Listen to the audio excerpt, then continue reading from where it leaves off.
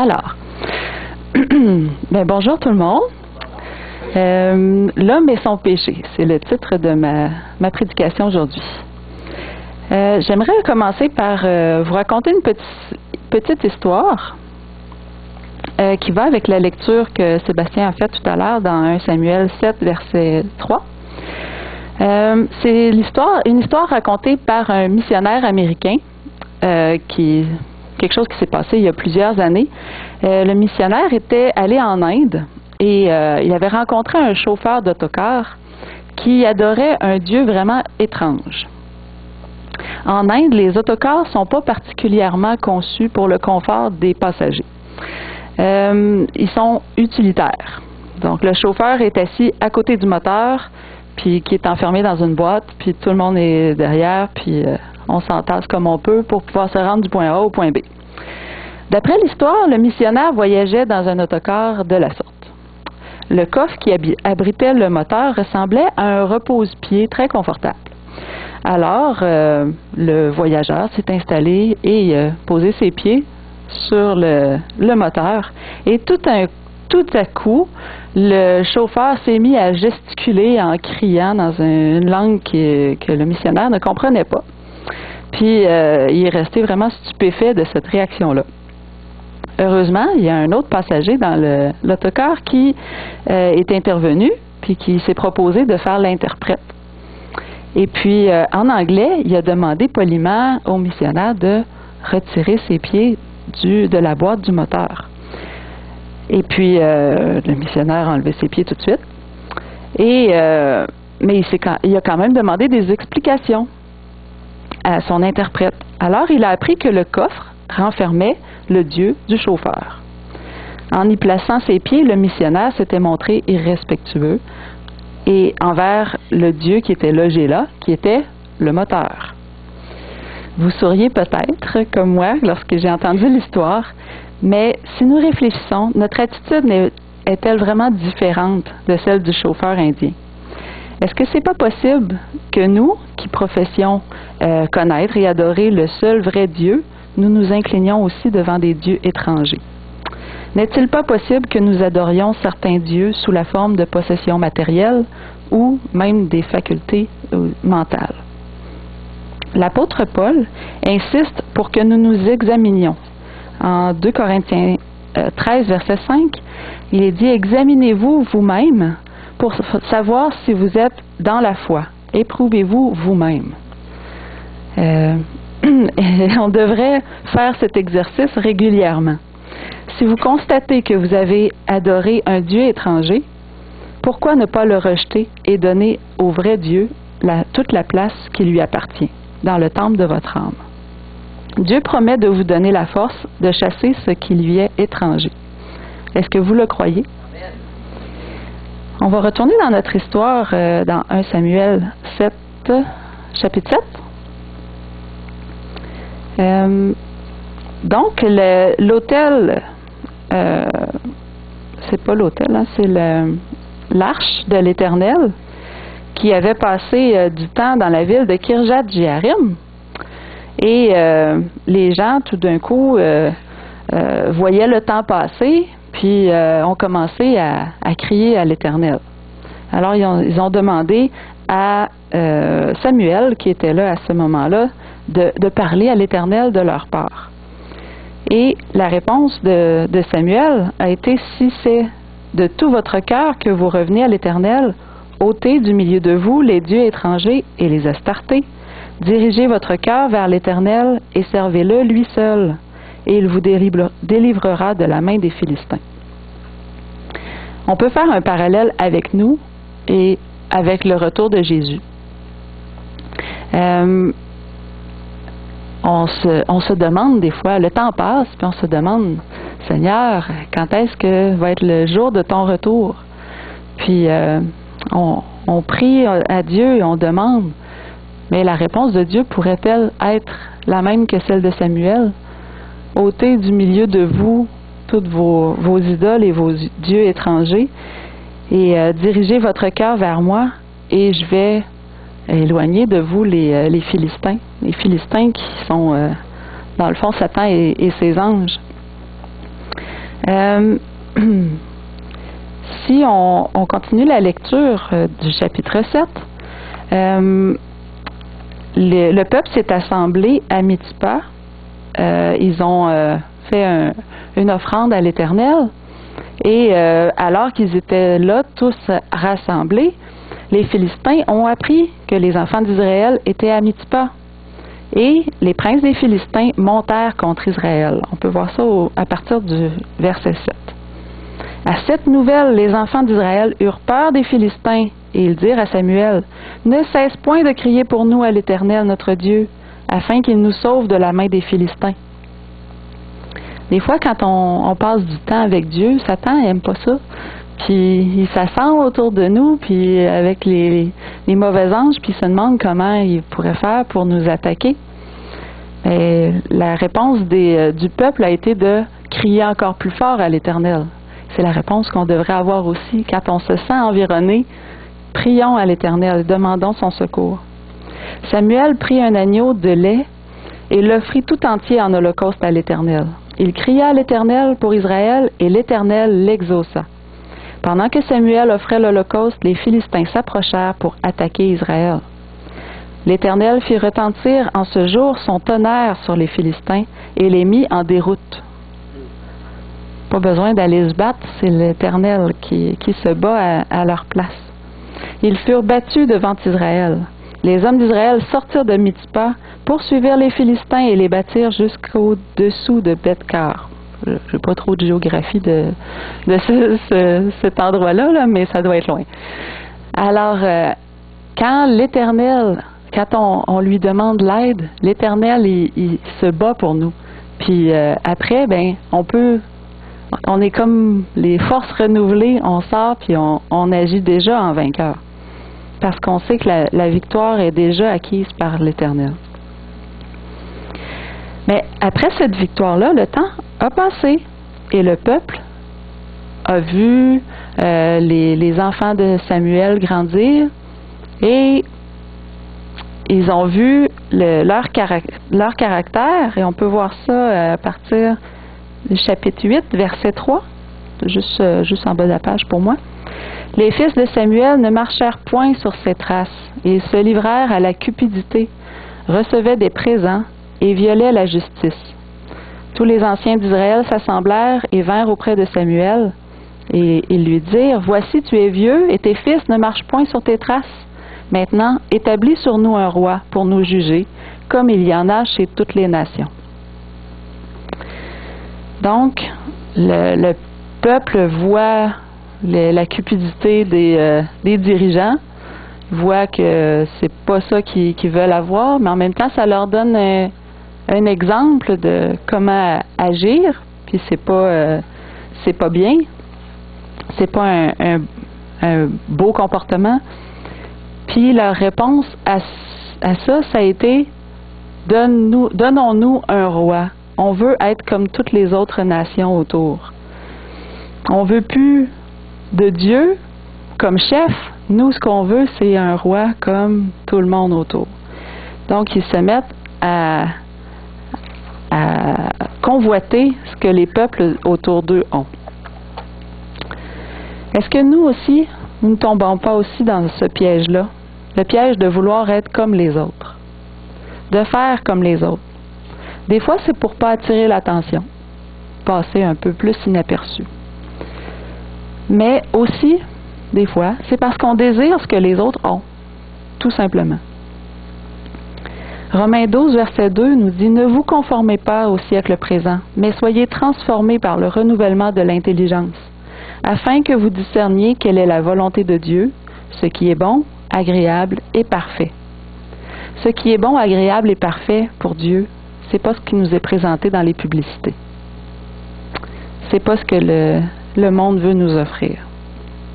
1 Jean 2, verset 15 dit « N'aimez pas le monde, ni les choses qui sont dans le monde. Si quelqu'un aime le monde, l'amour du Père n'est point en lui. » Mais qu'est-ce que c'est ça, aimer le monde? Aimer le mode de vie de notre monde. Le monde idéal qui est proposé par Satan à Adam et Ève. Un monde sans Dieu, où un monde dans lequel Satan se prend pour Dieu. Pourtant, dans Jean 3,16, on nous dit que Dieu a tant aimé le monde qu'il a donné son Fils. Est-ce qu'on parle du même monde? Non, le monde selon Dieu et le monde selon Satan, c'est pas la même chose. Le monde de Dieu, c'est pas celui proposé par Satan. Je vais vous raconter une autre petite histoire. Cette fois-ci, c'est une histoire qui s'est passée au cours de la Seconde Guerre mondiale. L'armée américaine, pendant la Seconde Guerre mondiale, s'est servie souvent des îles qui étaient situées entre l'Australie et l'Indonésie pour lancer des attaques contre la Nouvelle-Guinée. Les hommes blancs arrivaient sur des oiseaux bruyants chargés de matériel et de cadeaux. Lors de ces visites inattendues, les insulaires prirent conscience d'une autre civilisation qu'ils n'avaient jamais vue avant et qui n'avaient même pas l'idée qu'elle existait. À leur grande surprise, les avions descendaient du ciel, se posaient, déversaient leur chargement et décollaient, laissant derrière eux des merveilles comme des boîtes parlantes, des objets qui produisaient du feu instantanément, des monstres qui piétinaient la végétation dans la jungle et qui dessinaient des pistes d'atterrissage. Ils voyaient pour la première fois des outils électriques, des armes modernes et toutes sortes d'aliments variés. Ils étaient en extase et ils en conclurent que ces hommes blancs devaient être des dieux. Après le départ des soldats, les insulaires bâtirent des hôtels à ces nouveaux dieux en forme de hangars et de tours de contrôle, mais fabriqués en bambou. Des années plus tard, certains de ces insulaires priaient encore pour que les avions qui passaient dans le ciel au-dessus d'eux déversent leur chargement. Sur leurs autels, ils adoraient des briquets, des lunettes, des crayons à billes abandonnés par les forces alliées. Plus tard encore, quand les missionnaires blancs arrivèrent pour prêcher l'Évangile, ils furent d'abord reçus avec enthousiasme. Les insulaires étaient sûrs d'assister au second avènement. Vous pouvez imaginer leur désillusion lorsqu'ils se rendirent compte qu'à la place des objets révérés, les missionnaires offraient l'Évangile. Il fut presque impossible aux missionnaires de pénétrer au-delà du matérialisme qui était devenu l'essence de la religion des insulaires. Je vous vois pas beaucoup sourire, mais ça devrait... On sent un petit peu la naïveté de ces gens-là. Mais en réalité, est-ce qu'on ne fait pas parfois preuve aussi d'une mentalité semblable lorsqu'on prie Dieu? Ne nous inclinons-nous pas devant l'autel du matérialisme lorsque nous désirons des objets davantage que les bénédictions spirituelles offertes par notre Père céleste? Lorsque le matérialisme règne dans une société, il devient une religion. Surtout dans un monde comme le nôtre, où la notion du péché n'existe plus. Les autres générations avant, ils savaient c'était quoi le péché. Mais si vous demandez à des jeunes aujourd'hui, qu'est-ce que c'est le péché? Le péché, ça n'existe plus. Surtout quand on est le fruit de l'évolution. Il n'y a pas de Dieu. Qu'est-ce que ça vient faire là-dedans, le péché? Les gens se fient à leurs propres valeurs pour établir qu'est-ce qui est bien et qu'est-ce qui est mal. Donc, si on leur dit que la convoitise, la cupidité, l'avarice, excusez-moi, que c'est des péchés, ils vont vous dire, ben voyons. Mais pourtant, le matérialisme, c'est devenu une religion dans notre société. Les gens, qu'est-ce qu'ils font le samedi matin? Est-ce qu'ils vont à l'église ou ils vont magasiner? Passer devant un centre d'achat un samedi, surtout quand il pleut comme aujourd'hui. Notre société a donc besoin d'une conversion. Mais en tant que chrétiens, avons-nous aussi besoin d'une conversion? Avons-nous vraiment besoin de tout ce que nous possédons? Avons-nous besoin de tout ce que nous désirons? Si nous perdions tout, est-ce que notre vie s'arrêterait? Notre vie éternelle serait-elle remise en question? Rappelez-vous Job. Quelle était l'hypothèse de Satan? Enlève-lui tout ceci et il te maudira. Jacques 4, verset 4 nous dit « Adultères que vous êtes, ne savez-vous pas que l'amour du monde est inimitié contre Dieu? » Pourtant, Jacques s'adresse à des croyants, des gens religieux, pas à des athées. Il dit « Adultères que vous êtes. » L'avarice et la cupidité sont contraires à la nature de Dieu et contraires au sacrifice de Jésus. Dans Jean 3,16, comme on disait tout à l'heure, il est dit « Car Dieu a tant aimé le monde qu'il a donné son Fils unique. » L'avare ne donne pas. Il vend, il prête, surtout en échange de quelque chose, mais il ne donne pas. Philippiens 2, verset 6 nous dit « Ayez en vous les sentiments qui étaient en Jésus-Christ, lequel, existant en forme de Dieu, n'a point regardé comme une proie arrachée d'être égal avec Dieu, comme un autre personnage qu'on ne mentionnera pas, mais il s'est dépouillé lui-même. » Un avare se dépouille-t-il de lui-même? Non, il préférerait mourir plutôt que de perdre ses biens. Surtout si vous connaissez le film Le Séraphin. Il aurait préféré mourir plutôt que de perdre ses biens. Ellen White nous dit que l'avarice et la convoitise sont opposés à la grâce et que les noms de ceux qui ont un esprit de convoitise sont enregistrés dans les livres du ciel comme des idolâtres. La Bible nous dit, dans Colossiens 3, verset 5, « Faites donc mourir les membres qui sont sur la terre, l'impudicité, l'impureté, les passions, les mauvais désirs et la cupidité, qui est une idolâtrie. » Et dans Éphésiens 5, verset 3, « Que l'impudicité, qu'aucune espèce d'impureté et que la cupidité ne soit même pas nommée parmi vous, ainsi qu'il convient à des saints. » La cupidité et la convoitise sont une même chose. La convoitise vient du mot latin cupiditas. Donc, cupidité et convoitise, c'est la même chose. Avez-vous déjà regardé dans Exode chapitre 20 la façon dont les 10 commandements sont écrits? Bon, ça vaut la peine d'aller voir. Exode 20. Si on prend les 6 derniers commandements qui s'adressent à nos relations les uns avec les autres, il y a « Honore ton père et ta mère », assez bref, et une promesse, afin que tes jours se prolongent dans le pays que l'Éternel ton Dieu te donne. Ensuite, tu ne tueras point, tu ne commettras point d'adultère, tu ne déroberas point, tu ne porteras point de faux témoignages contre ton prochain, et tu ne convoiteras point. On pourrait s'arrêter là. Mais non, ça continue. Parce que Dieu, il veut vraiment qu'on comprenne qu'est-ce que c'est la convoitise. Tu ne convoiteras point la maison de ton prochain. Moi, je rajouterais même et tout ce qu'il y a dedans. Tu ne convoiteras point la femme de ton prochain, ni son serviteur, ni sa servante, ni son bœuf, ni son âne, ni son chien, ni son chat, ni rajoutez tout ce que vous voulez, ni aucune autre chose qui appartienne à votre prochain. Ça ne dit pas la voiture, mais s'il n'y avait pas de voiture dans ce temps-là, mais il y en a aujourd'hui. Mais combien il y a de personnes qui regardent la voiture de leur voisin dans l'entrée et qui se disent « Ah, on devrait bien changer notre voiture. Hein? Il me semble que... Hein? On pourrait acheter une plus... Ah oui.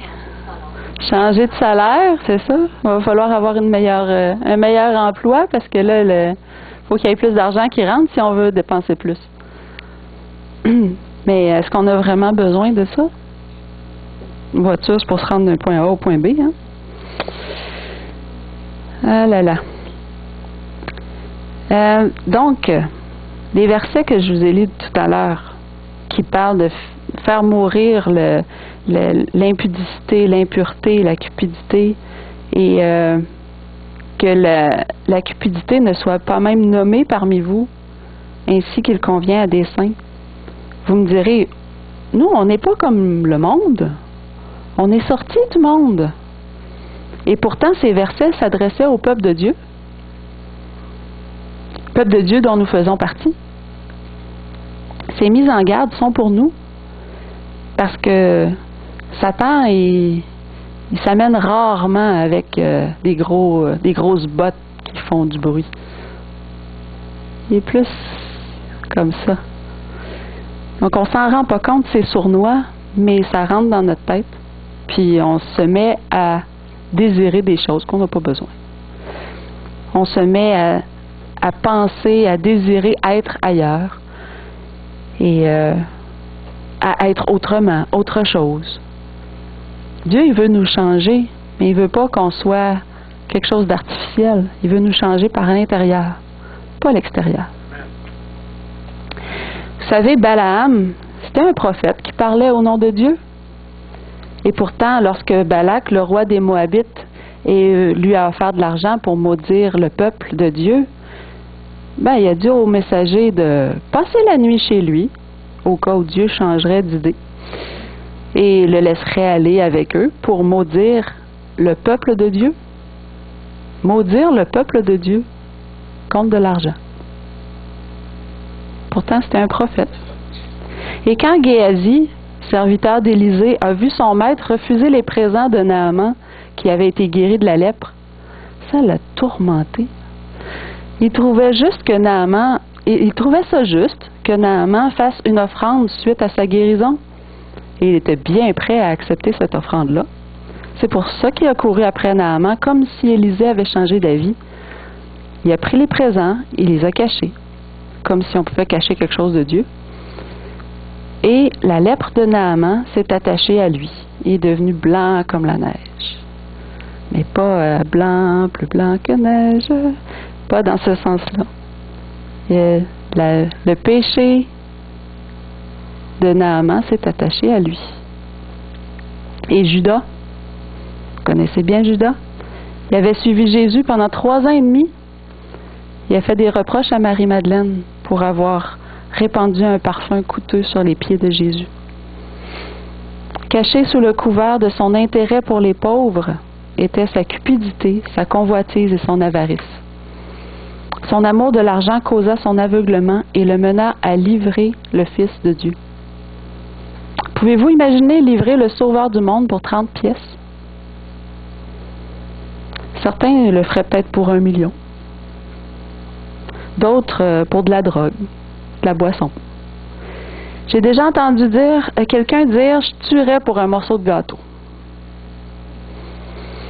Certains tuent avec leurs paroles ou avec leur attitude quand ils ont faim ou qu'ils sont trop fatigués.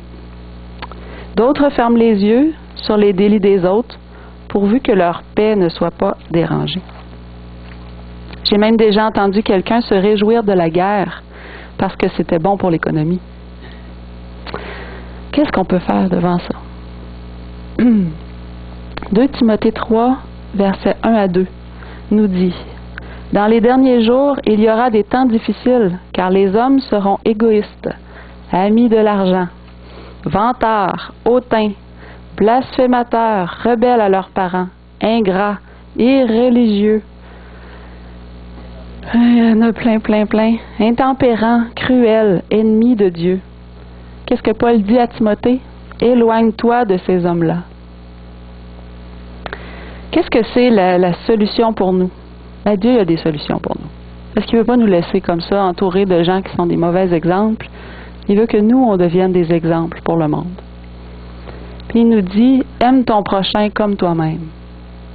À partir du moment où tu aimes ton prochain et que tes yeux sont rivés vers l'autre, tu oublies toi, ta personne, tu oublies de regarder qu'est-ce qui pourrait être tes besoins et qu'est-ce qui comblerait tes appétits, qui ferait ton plaisir. Soyons des imitateurs du Christ. Devenons des serviteurs. La prière aussi. Vous savez que Jésus prie pour nous.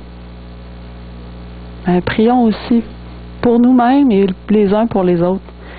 Demandons à Dieu de changer notre cœur, de changer nos valeurs, de changer lorsqu'on se rend compte qu'on a des pensées qui sont comme le monde. Demandons à Dieu de nous détacher du monde. Mettez-vous au service des autres et vous n'aurez plus le même temps. Vous n'aurez même plus le temps de pécher. Lorsqu'on se met au service des autres pour la gloire de Dieu, pas pour notre propre gloire, puis que les gens nous voient, puis qu'ils disent « Ah, qu'il est donc fin ou qu'il est donc fine », mais pour la gloire de Dieu. Faire des choses que même personne ne va savoir que c'est vous qui l'avez fait. Ne soyez pas cupides même de la gloire de Dieu. Soyons aussi un signe pour notre temps. Soyons différents. Ma sœur me faisait remarquer cette semaine que dans notre temps, là, ça fait pas si longtemps que ça, là, mais les tatous, là, c'était pour les motards puis les criminels. Maintenant, on se promène, on rencontre des gens tatoués partout. Puis partout. Puis avant, c'était une marque de reconnaissance entre les gens. Ou c'était un signe de marginalité. C'est un signe d'appartenance. Mais c'est devenu une forme d'art, une forme d'expression. Puis une marginalité qui maintenant l'est de moins en moins parce que maintenant tout le monde peut se faire tatouer, tout le monde se fait tatouer. Donc qui est-ce qui est différent? Mais vous savez que Dieu nous demande de ne pas faire ça, de ne pas avoir des inscriptions sur notre corps. À un moment, les gens qui se feront remarquer, ce seront plus ceux qui auront des tatous, ce seront ceux qui n'en auront pas. Oui. Dieu nous invite aussi au contentement. Dans Hébreux 13, verset 5, il est dit « Ne vous livrez pas à l'amour de l'argent. Contentez-vous de ce que vous avez, car Dieu lui-même a dit « Je ne te délaisserai point et je ne t'abandonnerai point. » N'ayons pas peur de manquer de quelque chose. Dieu prend soin de nous. On aura toujours ce qu'on a besoin. Et tant qu'on aura le souffle de vie, tant qu'on aura la vie, continuons à louer Dieu et à être à son service. Ma sœur me disait cette semaine que pour elle, être bien, être satisfaite, c'est d'être assise sur le bord d'une rivière avec un petit feu, peut-être des étoiles dans le ciel ou des oiseaux qui chantent. Qu'est-ce que ça coûte, ça? Pourtant, c'est un bonheur où est-ce qu'on peut, je sais pas, savourer d'être en la présence de Dieu, la présence des gens qu'on aime. Mais quand on va magasiner, qu'on court partout, ou quand on dit « Ah, je vais être heureuse quand je vais être en voyage à telle place », ouais, tu vas avoir travaillé toute ton année pour dépenser ça pendant une semaine. Bravo! Le contentement. Dieu nous invite aussi à nous mettre à l'œuvre. Faisons du bénévolat. Ça a l'air fou comme ça, mais un avare, faire du bénévolat, elle n'est pas payée. C'est un non-sens. Mais pourtant, il y a tellement de bonheur à faire quelque chose qui est utile, puis que les gens vont apprécier, puis on a l'impression de faire une différence. Souvent, c'est des choses que les gens, s'ils ne donnent pas de salaire, ben, ouais, personne ne veut le faire. Mais pourtant, d'aller visiter quelqu'un qui est malade, la personne, ça lui fait du bien, mais que ça nous en fait à nous aussi. Puis, parler à quelqu'un qui, je sais pas, qui est seul. Ça veut pas dire qu'il est malade, mais il y a peut-être personne autour de lui. Prendre le téléphone puis appeler quelqu'un, juste pour savoir comment elle va. Je sais pas, moi, ça peut être d'être aussi plus à l'écoute des gens autour de nous pour voir leurs besoins. Mais on va voir leurs besoins physiques, mais on va aussi voir leurs besoins spirituels. Puis on va être là, et le Seigneur va pouvoir nous utiliser pour répondre à leurs besoins. Le bénévolat, c'est un bon remède pour l'avarice.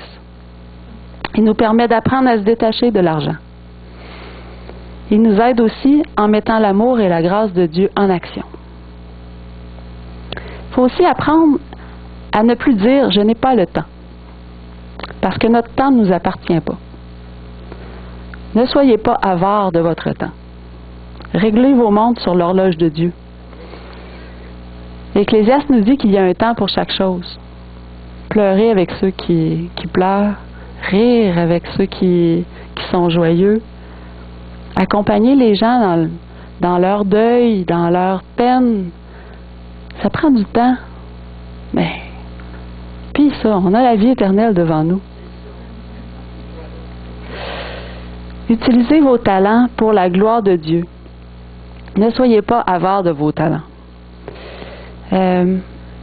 Marc racontait cette semaine une histoire d'un jeune homme qui voulait être prédicateur. Puis, pendant ses études, il devait avoir une présentation orale à faire devant une église, devant une assemblée. Donc, il était en train de présenter son sermon. Et à l'arrière de la salle, il y avait quelqu'un qui était là pour prendre des notes, pour noter, lui donner un résultat à la fin, le critiquer et tout ça sur sa prédication. Ça devait être stressant parce que moi, il me semble que s'il y avait quelqu'un qui était en train de me noter, là, je serais encore un peu plus stressée. Mais l'homme qui était à l'arrière a oublié de noter. Tellement il était absorbé par le sermon qui était prêché. Dieu avait donné à cet homme-là un talent de prédicateur. Puis, il prêchait vraiment avec puissance. Le Saint-Esprit pouvait se servir de lui comme d'un canal pour toucher les cœurs des gens. Tellement que la personne qui était là pour faire son travail a oublié de travailler. Parce qu'il était tellement pris par ce qui était dit.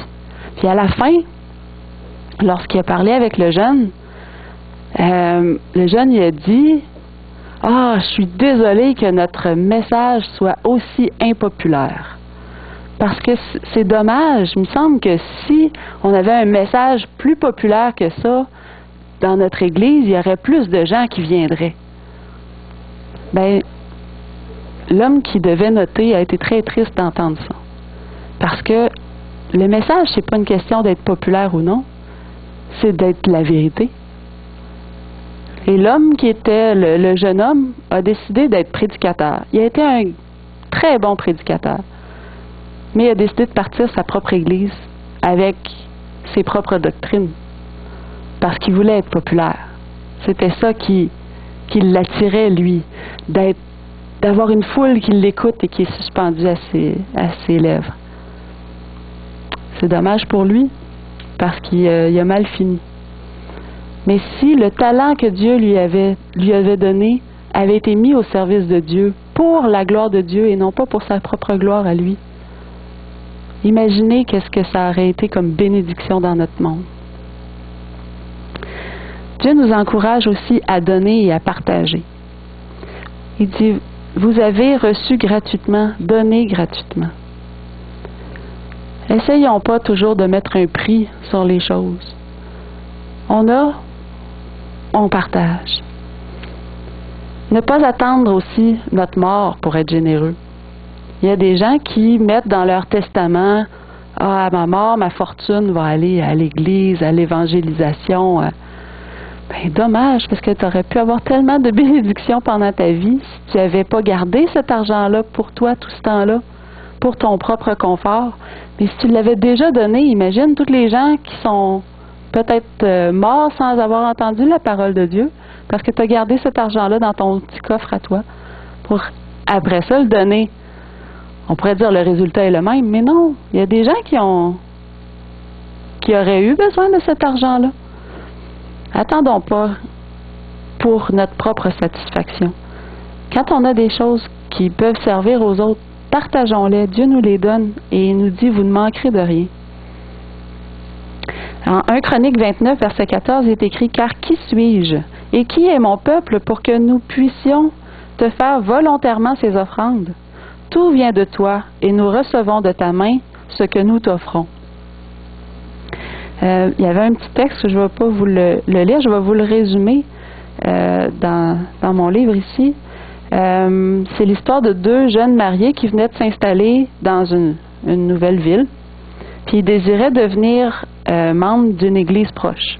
Ils ont rencontré l'ancien et ils ont dit, ben, demande à ton pasteur de venir nous rencontrer, on aimerait ça se joindre à ton église. Puis l'ancien a demandé au pasteur d'aller les voir. Puis là, l'ancien il s'est dit, je devrais peut-être les préparer.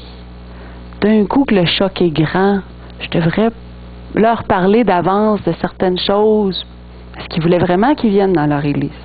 Alors il les a appelés, puis leur a dit, vous savez, le pasteur, est-ce qu'il est venu, est-ce qu'il vous a parlé de la dîme? Parce que là, vous savez, dans notre église, on prend 10% de notre revenu, puis on le donne à l'église. Fait que là, ben, ouais, la madame a dit non, le pasteur, il nous a pas encore parlé de ça.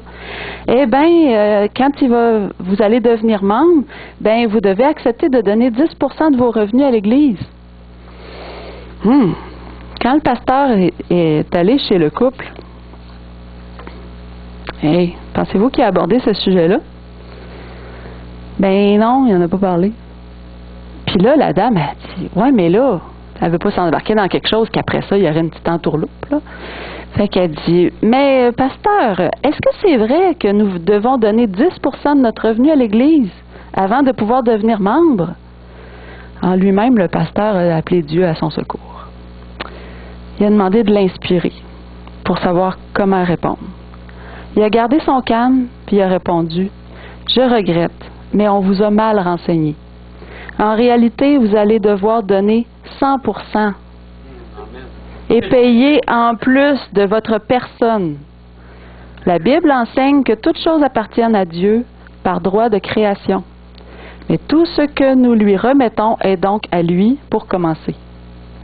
Et il a lu avec eux le verset de 1 Chronique 29, verset 14, qui dit « Tout vient de toi, et nous recevons de ta main ce que nous t'offrons. » Puis il ajouta, « Dieu met ses enfants à l'épreuve en leur demandant de remettre 10% de leurs revenus pour sa maison du trésor. » Malachie 3, verset 10, qui est son Église. Ce qu'on appelle la dîme. Mais en plus, il nous invite à faire des offrandes volontaires. Pourtant, ce n'est pas tout. Dieu nous invite à nous donner à lui en sacrifice vivant, pour qu'il puisse nous employer à son service comme il l'entend. « Oh, dit la jeune femme, je veux faire partie d'une église qui attend tout cela de moi. » Son mari était aussi du même avis. Les deux jeunes gens furent bientôt baptisés et devinrent de vrais témoins de Jésus. Lorsque nous admettons que tout ce que nous sommes et possédons appartient à Dieu, une obéissance fidèle à ses demandes devient un plaisir de chaque instant. Ça, c'est pas juste pour l'argent. Quand on parle de l'avarice et de la cupidité, on a souvent l'idée de l'argent. Mais c'est toute notre vie au complet. C'est tout ça qu'il faut être généreux. Mais si on se dit, je vais essayer, on peut essayer une couple de jours, mais à un moment donné, le tourbillon de la vie va nous entraîner. C'est pour ça qu'à chaque jour, il faut dire, Seigneur, tout ce qui m'appartient vient de toi. Et je te le redonne avec bonheur, parce que je sais que tu vas prendre soin de tous mes besoins. Puis, ça me fait un plaisir de me mettre à ton service aujourd'hui. Puis, quand on se met au service de Dieu, il nous arrive toujours des choses extraordinaires. La parole de Dieu est remplie d'histoires extraordinaires qui sont arrivées à des êtres humains bien ordinaires, comme nous. Qui sait si il n'y a pas une suite à la Bible qui est en train de s'écrire présentement? On ne sait pas à quel chapitre on est rendu, mais moi j'espère que votre histoire, votre chapitre, votre tome, je ne sais pas comment vous pouvez l'appeler, sera une histoire avec une fin heureuse. Parce que vous allez avoir donné tout votre être entier à Dieu, puis que Dieu va vous l'avoir utilisé pour sa gloire. Voilà. Merci.